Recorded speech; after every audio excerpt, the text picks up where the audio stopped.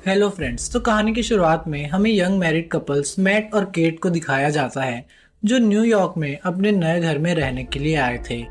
वो दोनों अपने नए घर से अपनी शादीशुदा जिंदगी की शुरुआत करते हुए बहुत खुश होते हैं। उनके नए घर को रिनोवेशन और रिपेयर की जरूरत थी, इसलिए वो उसे ठीक करने में लग जाते हैं। किचन को ठीक करते वक्त केट को कैबिनेट में एक मरा हुआ बर्ड दिखाई देता है, जिसे दफनाने के लिए वो उसे बाहर ले जाती है। पर तभी खिड़की से मैट उसे आवाज देता है, जिससे उसका ध्यान मैट की तरफ चला जाता है। और जब वो वापस उस बर्ड की तरफ देखती है तो वो बर्ड गायब हो चुका था। उधर बेकार की चीजों को घर से बाहर फेंकते हुए मैट को दीवार पर कुछ अजीब सी चीजें दिखाई देती है, जिसे क्लियर देखने के लिए वो वॉलपेपर को फाड़ देता है। वहाँ उसे अजीब सा की होल वाला एक बड़ा सा दरवाजा दिखाई देता है। उस दरवाजे को खोलने के लिए वो उस कबाड़ में से उस दरवाजे की चाबी ढूंढने लगता है, और जैसे ही वो चाबी उसे मिलती है वो दरवाजे खोलने के लिए उस की होल में डालता है और कैट को आवाज देकर बुलाता है। फिर वो दोनों साथ मिलकर दरवाजा खोलते हैं। तभी हॉल की तरफ जाने वाले रास्ते की सारी लाइटें अचानक से टिमटिमाने लगती है, और इस प्रॉब्लम को दूर करने के लिए मैट पावर कंपनी को फोन करता है। वहीं कैट को उस रूम में कुछ अजीब सा डर महसूस होता है, इसलिए वो भी मैट के पीछे चली जाती है। अगले दिन लाइट की प्रॉब्लम को ठीक करने के लिए पावर कंपनी से एक ऑपरेटर आता है। उसे यह देखकर हैरानी होती है कि बेसमेंट के सारे वायर्स कुछ अजीब तरीके से एक दूसरे से जुड़े हुए थे और देखने में बहुत पुराने जमाने के लग रहे थे। जब मैट उस ऑपरेटर को लाइट ठीक करने के लिए कहता है, तब ऑपरेटर उससे कहता है कि उसने आज तक इस तरह की चीजें पहले कभी नहीं देखी। वहां से जाने से पहले वो ऑपरेटर मैट को बताता है कि उस घर के पहले मालिक का मर्डर इसी घर में हुआ था। ये शॉकिंग न्यूज सुनकर मैट इस घर के बारे में रिसर्च करना शुरू कर देता है। एक पुराने न्यूज आर्टिकल को पढ़कर मैट को पता चलता है कि मरने वाले कपल का नाम पॉल और मैडेलाइन शेफर्ड था, जबकि सस्पेक्ट की पहचान नहीं हो पाई थी और उसे जॉन नाम से पुकारा जाता था। मैट एक आर्टिस्ट था, इसलिए वो अपने स्केच पैड पर जॉन की तस्वीर बनाने की कोशिश करता है। थोड़ी देर बाद वो आराम करने के लिए मिस्टीरियस रूम में जाता है और वहां बैठकर एक बोतल शराब पीकर खत्म कर देता है। लेकिन यहाँ पर उसे एक और बोतल शराब पीने की इच्छा होती है कि तभी लाइट्स टिमटिमाने लगती है और अचानक शराब की एक और बोतल उसके सामने हाजिर हो जाती है, जिसे देखकर मैट हैरान हो गया था। उसे बोतल को अच्छी तरह देखने के बाद इस नतीजे पर पहुंचता है कि ये रूम किसी भी इच्छा को पूरी कर सकता है। दूसरी साइड लिविंग रूम की लाइट्स के टिमटिमाने की वजह से केट की नींद टूट गई थी। वो मैट को अपने पास ना देखकर उसे ढूंढने के लिए ऊपर की तरफ जाती है। वहां जाकर वो देखती है कि पूरा रूम नई चीजों से भरा हुआ है और उन सब के बीच मैट बहुत ही खुश दिखाई दे रहा था। वो कैट को वैन गॉग की कीमती पेंटिंग दिखाते हुए बताता है कि उस रूम में किसी भी विश को पूरा करने की ताकत है। केट इसे मैट का कोई मजाक समझकर हंसी में उड़ा देती है, पर अपने हस्बैंड की गंभीरता को देखकर वह इसे चेक करने के लिए $1000 की विश करती है। कैट के मांगे हुए पैसों को मैट पूरे रूम में ढूंढता है और वो पैसे उससे मिल जाते हैं। फिर भी कैट को पूरी तरह से विश्वास नहीं होता और वो दोबारा $1 मिलियन की विश करती है। पहले की तरह इस बार भी उन्हें तुरंत $1 मिलियन मिल जाते हैं और वो रातों रात मिलियनर बन जाते हैं। यह सब देखकर कैट बहुत डर जाती है और रूम से बाहर निकल जाती है। मैट उसके पास जाकर उसे समझाता है कि वो लोग इस चीज का फायदा उठा सकते हैं और एक शानदार जिंदगी जी सकते हैं। फिर वो दोनों अपना सारा दिन उस रूम में अपनी मनपसंद चीजों की विश करते हुए बिताते हैं। उनकी एक विश पर रूम में मनपसंद कपड़ों, कीमती चीजों और पैसों की ढेर लग जाती है। मैट और कैट की खुशियों का कोई ठिकाना नहीं रहता, क्योंकि दुनिया की हर देश कीमती चीज उनके पास होती है। रात होने पर कैट मैट से पूछती है कि आखिर ये रूम उनकी सारी विश इतनी आसानी से कैसे पूरी कर देता है। लेकिन मैट उसे कहता है कि उसे इन सब बातों की चिंता नहीं करनी चाहिए। इस तरह अगले कुछ दिनों तक उनकी जिंदगी बड़ी शान और शौकत से गुजरती है। हर बार जब भी उन्हें कोई विश करनी होती है तो लाइट टिमटिमाती है और उनकी सारी इच्छाएं बेसमेंट में बने उस रूम में तुरंत पूरी हो जाती है। वो दोनों रातों रात मिले इस खजाने का जश्न मनाते, पार्टी करते हैं और नाचते गाते हुए मस्ती में दिन गुजार रहे थे। लेकिन उनकी चमक धमक वाली जिंदगी ज्यादा दिनों तक उन्हें खुश नहीं देख सकती और धीरे धीरे कैट को अपने अंदर की कमी खलने लगती है, जो कि इन सारी चीजों से पूरी नहीं होती। मैट को कैट की चिंता होती है और वो उसे बच्चे का एक बैग गिफ्ट करता है, जो इस बात का इशारा था कि उन्हें बच्चों के लिए कोशिश करनी चाहिए। लेकिन कैट यह देखकर खुश होने के बजाय अपसेट होकर घर से बाहर निकल जाती है, क्योंकि पहले ही उसके 2 मिसकैरेज हो चुके थे।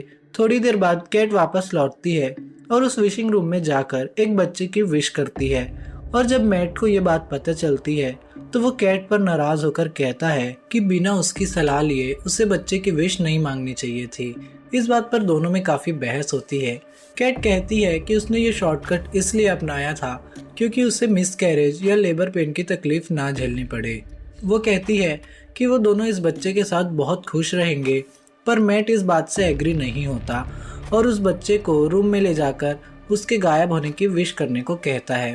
वह दोनों रूम में जाते हैं, पर कैट बच्चे को गायब करने की विश नहीं कर पाती और रोते हुए बच्चे को मैट के हवाले कर देती है। पर गोद में बच्चे को लेकर मैट भी इमोशनल हो जाता है और वो भी उसे गायब करने की विश नहीं कर पाता और बच्चे को वापस कैट की गोद में डाल देता है। आखिरकार दोनों बच्चे को अपने पास रखने के लिए राजी हो जाते हैं और इस तरह दोनों वे पेरेंट्स बन जाते हैं। सीन शिफ्ट होता है और हम देखते हैं कि मैट की नज़र अपने अधूरे ड्राइंग पर पड़ती है, जिसमें वो जॉन का चेहरा बना रहा था। उसे देखकर वो फिर से अपनी रिसर्च में लग जाता है और उसे पता चलता है कि वो सस्पेक्ट मर्डरर अभी भी जिंदा है और किसी साइकियाट्रिक हॉस्पिटल में मौजूद है।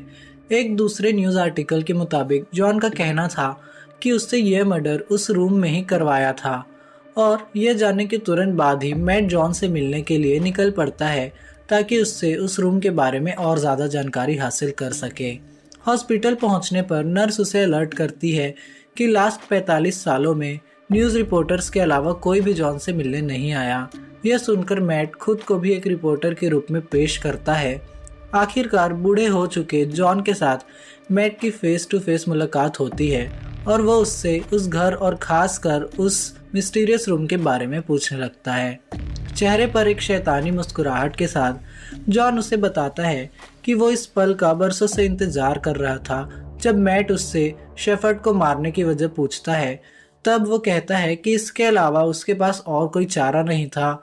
फिर वो बात को बदलते हुए मैट को जितनी जल्दी हो सके उस घर को छोड़ देने के लिए कहता है और कहता है कि जिस इंसान की इच्छाएं पूरी नहीं होती उससे ज़्यादा खतरनाक वो इंसान होता है जिसकी सारी इच्छाएं पूरी हो जाती है। इसके बाद मैट घर लौटते वक्त एक गैस स्टेशन पर गैस डलवाने के लिए रुकता है, पर जैसे ही वो अपने वॉलेट से पैसे निकालता है तो देखता है कि उसके सारे पैसे डस्ट बन जाते हैं। यह देखकर वो तुरंत घर पहुंचता है और इस बात को कंफर्म करने के लिए उस रूम में रखे सारे पैसों को बाहर फेंक देता है। साथ ही वैन कॉक की उस पेंटिंग को भी दरवाजे के बाहर रख देता है। फिर उन सारी चीज़ों को डस्ट में बदलते हुए देखकर वो समझ जाता है कि वो लोग उस रूम में मिली किसी भी चीज़ को घर के बाहर नहीं ले जा सकते, नहीं तो वो सारी चीज़ें डस्ट में बदल जाएगी। मैट गुस्से में दीवार को तोड़ देता है ताकि रूम की मिस्ट्री को जान सके, पर उसके अंदर उस उलझी हुई वायर्स के सिवा उसे कुछ दिखाई नहीं देता। उन वायर्स को ट्रैक करता मैट के लिए काफ़ी नामुमकिन था। फिर भी वो दीवार पर लगे कुछ वॉलपेपर्स को पढ़ता है तो उसे वहाँ उस घर का मैप दिखाई देता है, जिसमें उसे सारे वायर्स के कनेक्शन की जानकारी मिलती है। इसी बीच केट बच्चे को गोद में लिए बाहर की तरफ चली जाती है, पर मैट उसे यह कहकर रोक देता है कि बच्चे को बाहर ले जाना सेफ नहीं है। वो उसे असल वजह नहीं बता पाता। कुछ दिनों बाद एक दिन बच्चा किसी दर्द की वजह से जोर जोर से रोने लगता है और केट से नहीं संभलता। तब मैट उसकी हेल्प करने के लिए बच्चे को गोद में ले लेता है और उसे चुप करने के लिए बाहर निकल जाता है, पर कुछ ही सेकंड में वो बच्चा बड़ा होने लगता है और जब वो लोग वापस घर घुसते हैं तो देखते हैं कि वो एक बड़ा बच्चा बन चुका था। उस रात मैट केट को बताता है कि वो रोम उनकी हर विश को पूरी कर सकता है, पर उसकी दी हुई चीज़ों को घर से बाहर नहीं निकाल सकते, वरना वह चीज़ पुरानी होकर डस्ट में बदल जाएगी। यह सुनकर केट को बहुत दुख होता है और वो कहती है कि उनका बच्चा कोई सामान नहीं है जिसे वो लोग बाहर नहीं ले जा सकते। उसे अपने बच्चे से बहुत लगाव होता है। वो उसे अपना बेटा ही मानती है और उसका नाम शेन रखती है। अगले कुछ दिनों तक घर पर ही केट शेन को पढ़ा रही होती है और उसे समझाती है कि वो घर के बाहर नहीं जा सकता क्योंकि बाहर डेंजरस जर्म्स है जो उसे नुकसान कर सकते हैं। एक दिन जब केट उसे पढ़ा रही होती है तो वो बाहर जाने की जिद करने लगता है और वो कहता है कि उसे जिंदगी में एक बार भी घर के बाहर कदम नहीं रखा। उसे घर के अंदर सिर्फ दीवारों को देखना अच्छा नहीं लगता, लेकिन केट उसकी सेफ्टी के लिए उसे बाहर नहीं जाने दे सकती थी। इसलिए वो हर बार घर के अंदर आते और घर से बाहर जाते समय दरवाजे पर ताला लगा दिया करती थी ताकि गलती से शेन बाहर कदम ना रख सके। एक दिन उसे मैट का ऑर्डर दिया हुआ एक पैकेज मिलता है तो उसे लाकर मैट को दे देती है, पर गलती से फ्रंट डोर लॉक करना भूल जाती है। मैट को पार्सल के अंदर एक ब्रांड न्यू गन मिलती है जिसे वो संभाल कर रख देता है। इस बीच केट पियानो बजाने में बिजी हो जाती है और मौके का फायदा उठाकर शेन चुपके से फ्रंट डोर की तरफ बढ़ता है। वो बाहर की दुनिया देखने के लिए बहुत एक्साइटेड था, इसलिए अपने हाथ को दरवाजे से बाहर निकालकर ताज़ी हवा को महसूस करता है। तभी केट की नज़र उस पर पड़ती है। वो दौड़कर उसके पास जाती है और अपने बेटे को गले लगा लेती है। उसे सही सलामत देखकर उसे राहत मिलती है। फिर केट और मैट दोनों मिलकर शेन को बाहर जाने से रोकने के लिए पूरे घर की खिड़कियों में लकड़ी के तख्त लगा देते हैं। उस रात केट की नींद खुलती है तो वो देखती है कि शेन उसकी बेड के पास खड़ा है और वो उससे उसके पास सोने की परमिशन मांगता है। फिर शेन उससे कहता है कि वो हमेशा उसके साथ रहना चाहता है, जिसे सुनकर वो प्यार से उसे अपने गले लगा लेती है। शेन को उसकी बातों से तसल्ली नहीं मिलती है और वो कुछ सोचने लगता है। फिर हम देखते हैं कि अगले कुछ दिन मैट अपने गन से शूटिंग की प्रैक्टिस करता रहता है। एक दिन जब वो प्रैक्टिस के बाद घर आता है तो देखता है कि शेन उसके आर्ट स्टूडियो के अंदर स्नो ग्लोब बनाकर खेल रहा होता है। वो शेन को सख्ती से गेम छोड़कर जाने के लिए कहता है। उसकी डांट सुनकर शेन के हाथ से स्नो ग्लोब गिरकर टूट जाता है। दरअसल मैट ने अभी तक शेन को अपना बेटा नहीं माना था, इसलिए वो उसके साथ बेरुखी से बात करता था। इधर ग्लोब टूटने की आवाज़ सुनकर तुरंत वहां कैट पहुंचती है और अपने बेटे के साथ बाप जैसा बिहेव नहीं करने के लिए मैट से बहस करने लगती है। उस रात घर के अंदर चारों तरफ चक्कर लगाते हुए शेन को एक मैप मिलता है जिसे फॉलो करके वो बेसमेंट में पहुंच जाता है, जहां उलझी हुई वायर्स के बीच में मेन पावर सोर्स था। उन सब से गुजरते हुए वो आखिर उस रूम तक पहुंच ही जाता है। रात भर पूरे घर में लाइट टिमटिमाती रहती है, पर मैट और केट नींद में होने के कारण कुछ नोटिस नहीं कर पाते। अगली सुबह जब मैट की नींद खुलती है तो वो अपने बगल में एक नया स्नो ग्लोब पड़ा दिखाई देता है और इसके साथ ही टूटा हुआ ग्लोब कुछ दूरी पर रखा हुआ मिलता है। इस वक्त लाइट्स को टिमटिमाते देखकर वो समझ जाता है कि क्या हो रहा है और तुरंत अपनी वाइफ को जगाता है। दोनों रूम की तरफ भागते हैं और वहां जाकर हैरान हो जाते हैं कि शेन ने विश करके रूम के अंदर ही एक बड़ा सा आउटडोर एरिया बना लिया है और वहां रूम की बैंड छत और दीवारों की जगह खुला आसमान और एक बहुत बड़ा फोर्ट्रेस था जहां शेन स्नोमैन बनाने में बिजी था। केट अपने बेटे की बनाई हुई शानदार दुनिया को देखकर खुशी से इमोशनल हो जाती है और उसके साथ खेलने लगती है, जबकि मैट को बहुत गुस्सा आता है और वो उससे हाथ पकड़कर वापस घर के अंदर ले आता है। इस घटने से दोनों के बीच शेन को रूम में जाने और खेलने देने की बात पर बहस होने लगती है। मैट कहता है यह खतरनाक हो सकता है, पर केट को ऐसा नहीं लगता। उनकी बहस चलती रहती है। तभी फोन की घंटी बजती है और परमिशन नहीं होने के बावजूद शेन फोन उठा लेता है, पर जल्दी ही मैट उससे फोन छीनकर खुद बात करने लगता है। दूसरी तरफ जॉन शेन की आवाज सुनकर उसे हैरानी होती है। शेन से बात करके जॉन को पता चल चुका था कि उन लोगों ने एक बच्चे की विश की थी। उधर किचन में रखे एक दूसरे के फोन से उन दोनों की सारी बातें चुपके से सुन लेती है। जॉन उससे कहता है कि शेन को बाहर की दुनिया में आज़ादी से घूमने देने के लिए उसे केट की जिंदगी की कुर्बानी देनी पड़ेगी। जब केट मर जाएगी तो शेन पूरी तरह से आज़ाद हो जाएगा और एक नॉर्मल इंसान की तरह जी सकेगा। फिर उसकी भी उम्र एक नॉर्मल इंसान की तरह बढ़ेगी। वो मैट को यह राज भी बताता है कि वो रूम का ही दिया हुआ एक बच्चा था। तब उसकी माँ ने उसके बाप को मार डाला था और उसे बड़ा करके खुद को मारने के लिए कहा था ताकि उसका बेटा आज़ाद हो सके। फिर वो मैट से कहता है कि उसके पास दो ऑप्शंस है, या तो वो केट को मारकर शेन को बचा सकता है या तो शेन को मारकर केट को बचा सकता है।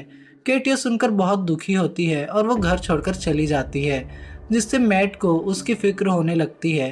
केट अपनी कार का एक्सीडेंट करके मरना चाहती थी, पर वो ऐसा नहीं कर पाती। इधर घर पर शेन के साथ मैट का बिहेवियर पागलों जैसा हो जाता है और वह उसकी सारी चीज़ों को फेंक देता है, यहाँ तक कि उसका स्टूडियो तक तहस नहस कर डालता है। फिर थोड़ी देर बाद वो शेन के लिए डिनर तैयार करता है, जो कि कुछ दूर रखे डाइनिंग टेबल पर बैठा होता है। शेन उससे ढेर सारे सवाल पूछने लगता है, जिससे चिढ़कर वो शेन को बता देता है कि वो उनका असली बेटा नहीं है और ना ही उसके कोई पेरेंट्स है।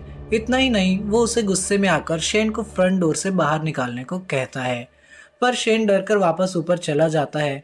कुछ ही देर में मैट को अपनी गलती का एहसास होता है और वो शेन के रूम में जाकर उससे माफ़ी मांगने लगता है। फिर शेन उसे स्टोरी पढ़कर सुनाने को कहता है और सारी रात वो दोनों साथ में सोते हैं। जब केट वापस घर लौटती है तो उन दोनों को एक साथ सोते देखकर उसे बहुत अच्छा लगता है। उस रात मैट और केट दोनों इंटीमेसी में बिजी होते हैं कि शेन चुप होकर उन्हें देख लेता है। फिर वो उनके सोने का इंतजार करता है और जैसे ही वो सोते हैं फ्रंट डोर की चाबी चुरा लेता है। अगले दिन सुबह मैट और केट फ्रंट डोर को खुला हुआ देखकर समझ जाते हैं कि शेन बाहर गया होगा। तभी घर के एक अगल हिस्से में शेन को देखकर दोनों हैरान हो जाते हैं, क्योंकि शेन अब जवान हो चुका था, लेकिन उसका दिमाग अभी भी बच्चा जैसा था। वो अपने पेरेंट्स की तरफ गन पॉइंट करके उन्हें धमकाता है, तो केट उसे समझाने की कोशिश करती है कि इसी बीच मैट शेन के ऊपर कूद पड़ता है और दोनों में फाइट होने लगती है। उधर केट उनकी लड़ाई की वजह से जमीन पर गिरकर बेहोश हो जाती है। कुछ देर बाद मैट उसे जगाते हुए बताता है कि शेन को गलती से गोली लगने के कारण वो मर गया। इस खबर से केट दुखी होकर रोते हुए घर से बाहर निकल जाती है। मैट उसे तसल्ली देकर वापस घर में ले आता है, जहां अभी भी वो उदास रहती है। उधर दूसरे रूम में जहां उनकी फाइट हुई थी, असली मैट होश में आ जाता है और पूरे घर में अपनी वाइफ की तलाश करता है। तभी लाइट्स को फिर से टिमटिमाता देखकर वो डरते हुए उस रूम की तरफ जाता है। उसे पूरा यकीन था कि केट और उसकी शक्ल में शेन अंदर ही होगा। इधर केट को बिल्कुल भी खबर नहीं थी कि उसके साथ बैठा हुआ आदमी मैट नहीं शेन है, पर जल्दी ही उसके आइस खाने की हैबिट से उसे पता चल जाता है कि वो मैट नहीं बल्कि उसकी शक्ल में शेन है। असली मैट अंदर जाने की पूरी ताकत लगाकर दीवार को तोड़ने की कोशिश करता है। आखिर सारे वायर्स को पार करके वो उस रूम तक पहुंच जाता है, जो कि अब एक जंगल था जहां ढेर सारे ऊंचे ऊंचे पेड़ थे। वहां जाकर मैट को पता चलता है कि शेन ने उस रूम का यूज करके उस जगह को काफी बड़ा कर लिया था और वहां उनके जैसा एक डुप्लीकेट घर भी बना लिया था। वो ये भी समझ चुका था कि शेन ने उसका रूप केट को किडनैप करने के लिए डुप्लीकेट घर में रखना और अकेले ही उसके साथ फिजिकल होने के लिए किया था। यह ख्याल आते ही अपनी बीवी को वापस पाने के लिए मैट उस जंगल में दौड़ते हुए फाइनली उस डुप्लीकेट घर के अंदर पहुंच जाता है, जहां शेन केट के साथ जबरदस्ती करने की कोशिश कर रहा होता है। मैट को अंदर आते देखकर शेन से फिर से लड़ाई के लिए तैयार हो जाता है। इधर मौके का फायदा उठाकर केट भागने ही वाली होती है कि हॉलवे में दो मैट को लड़ते हुए देखकर वो कंफ्यूज हो जाती है कि दोनों में इतनी समानता थी, वह असली और नकली के बीच पहचान नहीं कर पाती। अचानक एक मैट उसके हाथ को पकड़ लेता है, पर वो उसे धक्का देकर खुद को छुड़ा लेती है और शेन का नाम पुकारती है। वो अपना नाम सुनकर उसकी तरफ देखता है, पर उस धक्के से गिरकर बेहोश हो जाता है और जमीन पर गिरते ही वो अपने असली रूप में आ जाता है। इधर मैट और केट रूम से बाहर निकलने की कोशिश करते हैं, पर निकल नहीं पाते क्योंकि शेन ने रूम से उनके इस घर में फंसे रहने की विश मांगी हुई थी। लाख कोशिशों के बाद भी जब वो लोग घर से नहीं निकल पाते तो मैट रुक जाता है और वहां से निकलने के लिए कोई एक उपाय सोचने लगता है कि अचानक से फिर वहां शेन आ जाता है और मैट को चाकू से घुमाकर मार डालता है। फिर वो केट को समझाने की कोशिश करता है, पर तभी उसे एहसास होता है कि वो दरअसल उसके क्लोन थे, जबकि असली मैट और केट दौड़कर रूम के बाहर जंगल की तरफ भागते हैं और उन्हें पकड़ने के लिए शेन भी उनके पीछे भागता है। मैट और केट के चमका देने की वजह से वो और भी ज़्यादा गुस्से में हो जाता है।